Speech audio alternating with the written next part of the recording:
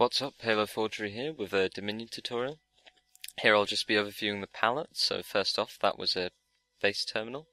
Here we have shields, small, medium and large. They can actually be broken apart with gunfire. Here we have barricades, small, corner and upgrade winged.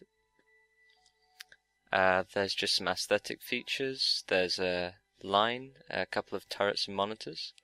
As we move along, you've got those are shield health monitors that displayed anything. Those are turrets and shield strength monitors. Those are antennas. Here we have Dominion turrets, which I'm sure you've seen a lot of recently. They're quite an exciting piece. Here you have Dominion vehicle pads. They show a holographic representation of the vehicle, so you can have any vehicle in the game. They're a lot cheaper than placing a normal vehicle, and they've got a higher unit limit, so they're useful for getting large groups of vehicles together. Good for big base wars. Here we have cables and lights. These are under the visuals aspect of the Dominion palette. That's actually a socket for the cables, so it goes really detailed at this point. The pieces aren't that expensive either. As we move around here, I'm going to zoom in here and you'll be able to see just how detailed it is. I mean, it's just a scary amount of detail has gone into these pretty much useless pieces. But I suppose it does give atmosphere to your map. Here's the two bases we'll be working with. Left one's Alpha, right one's Bravo. Okay, as we go down to the base here, we're going to be placing the first of the Dominion steps. Now, first of all, if you're creating a Dominion map, you need to create a base terminal. So we'll go down to Dominion and create a base terminal. Base terminals are the areas at which you walk in and you capture the base.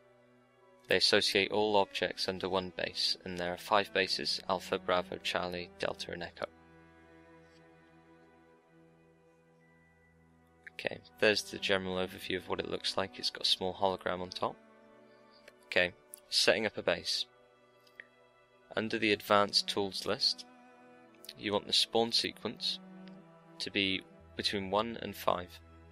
1 being Alpha, 5 being Echo. 1 is Alpha, 2 is Bravo, 3 is Charlie, 4 is Delta and 5 is Echo. For the sake of today we'll be setting it to 1, which is Alpha. The one based on the opposite side, however, will be set to Bravo, so that the game mode works. You need 2 opposite bases for this game to work. Okay, you will set the game type label to DOM base. DOM base ensures that it gets the right label and the game mode counts it as a capturable base.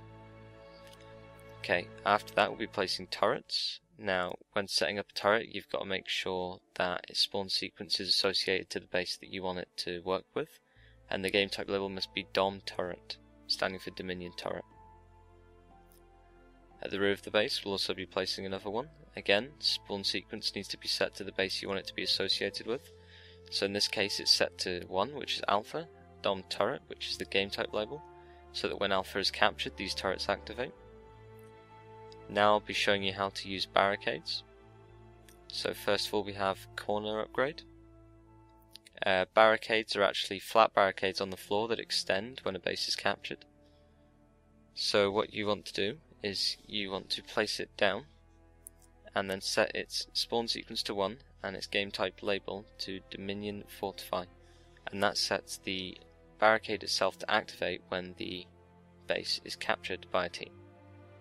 Now that is a button you'll be using a lot. It is the duplicate button, because Dominion is a very heavy advanced settings game mode, so you don't want to be constantly entering spawn sequence and game type label for every single barrier or turret that you place.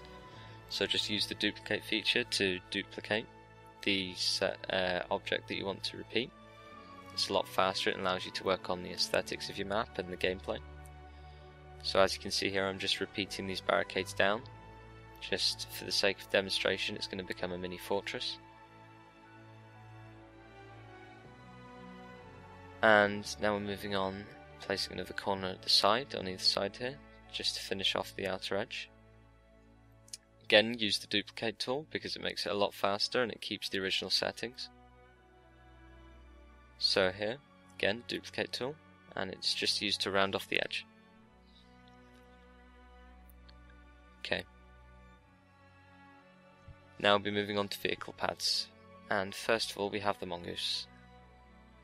Now, what you want to make sure is when you're placing vehicle pads, that large bulbous light bulb at the front is actually the way it will be facing, so you want to face it the other way depending on which way you want to face your vehicle.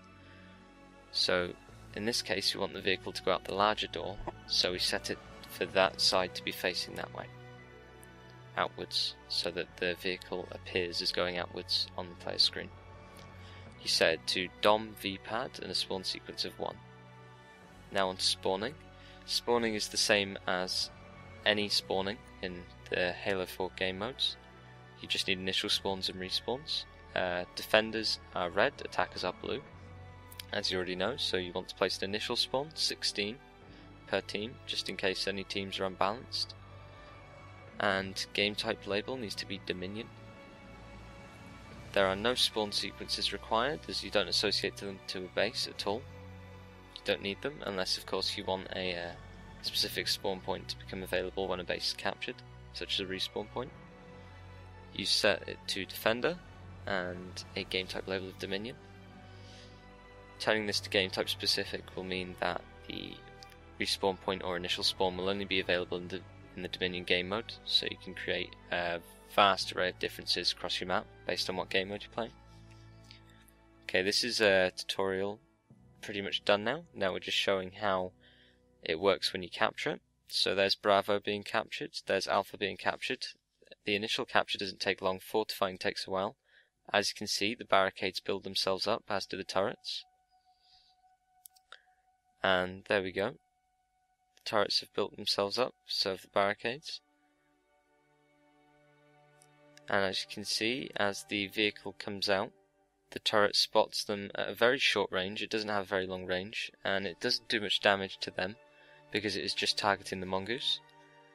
However, player damage is quite high, so you want to watch out for that. As this base is captured, you'll notice that the turret actually changes to become whichever team captures it, so keep that in mind. This is a little tutorial of how else you could use this Dominion game mode. This is part of a map called Satellite Wars Origins. It's part of a new map series I'm starting, so look out for that on some of my next uploads.